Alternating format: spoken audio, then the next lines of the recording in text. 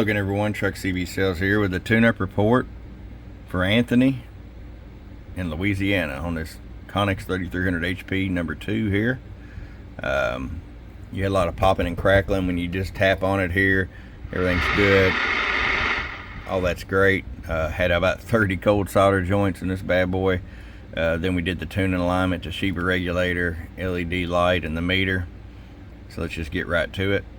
We're going to start with the RF power on low. 25 watt slug there.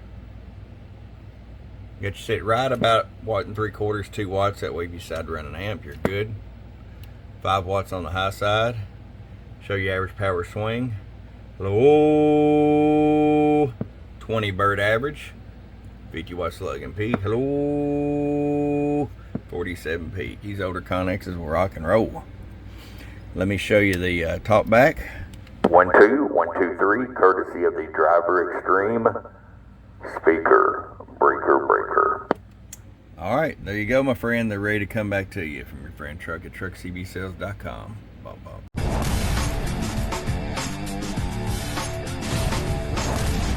Get wise and get truckerized today.